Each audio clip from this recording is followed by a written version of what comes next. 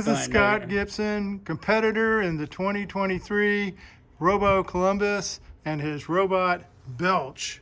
Okay, So here we've got our time of flight sensors.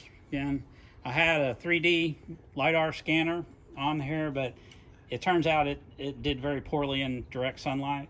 So actually just a few weeks ago, I glued these on here so I could have some obstacle avoidance. They seem to work pretty well. okay. Pixie Cam for cone recognition.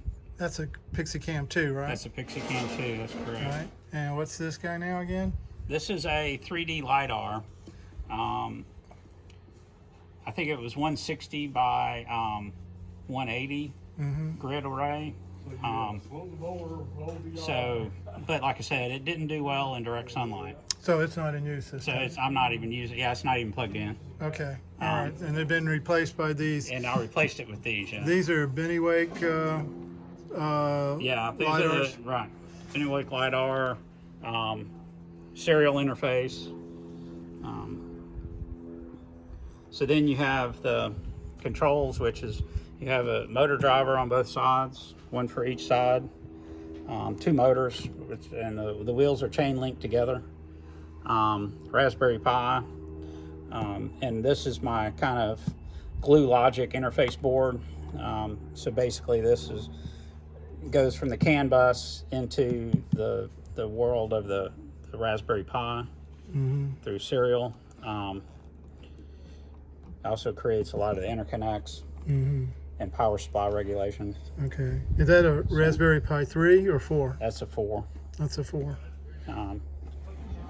Okay. And then you have this my GPS antenna here, my IMU tower with the IMU in there. Okay. And then this is just a radio telemetry link where I monitor.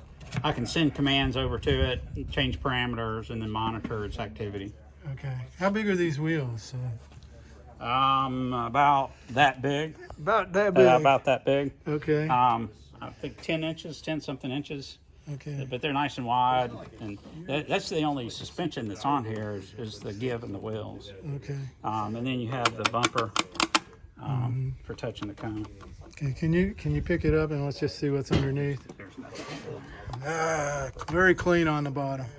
Okay. And it's got a handle to pick up, I assume. Yeah. Well, it doesn't always come back home, so yeah. Power and handle in the back. Okay. What's the interface cable for here?